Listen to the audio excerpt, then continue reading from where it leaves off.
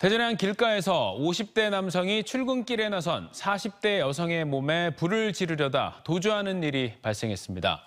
범행 이틀 만에 야산에서 숨진 채 발견된 가해 남성은 평소 여성의 거부 의사에도 수차례 연락을 하며 공포감을 준 것으로 알려졌습니다. 스토킹 범죄를 막기 위한 특단의 대책이 마련돼야 한다는 지적입니다. 김철진 기자입니다. 대전 유성구의 한 원룸가 골목. 지난 17일 아침 한 남성이 방화를 시도했다는 신고가 경찰에 접수됐습니다. 50대 남성이 페트병에 인화물질을 담아 출근길에 나선 40대 여성에게 뿌리고 라이터로 불을 붙이려 한 겁니다. 여성이 살려달라며 크게 소리치자 남성은 놀라 범행에 실패하고 그대로 달아났습니다. 피해 여성은 다친 곳은 없는 것으로 전해졌습니다. 경찰은 인근 CCTV 등을 확보해 도주한 남성의 행방을 쫓았습니다. 경찰분이 하고 오셨어요. 그냥 CCTV 볼 수 있냐고. CCTV 같은 것들? 네. 무슨 범죄가 일어나서.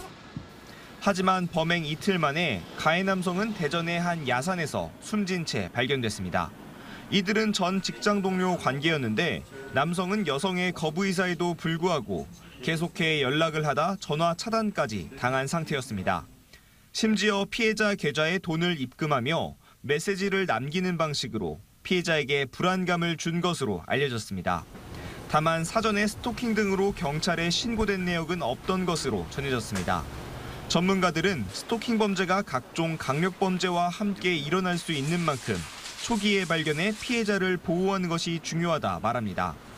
강력범죄로 발전이 되는 사례들이 굉장히 많이 있기 때문에 적극적으로 신고하셔서 보호받으시면 좋을 것 같고요. 국가기관에서는 적극적으로 개입하시고 제도를 마련했으면 좋겠다는 생각이 듭니다. 아울러 보복이 두려워 신고를 주저하지 않도록 국가가 적극 개입해야 한다고 강조합니다.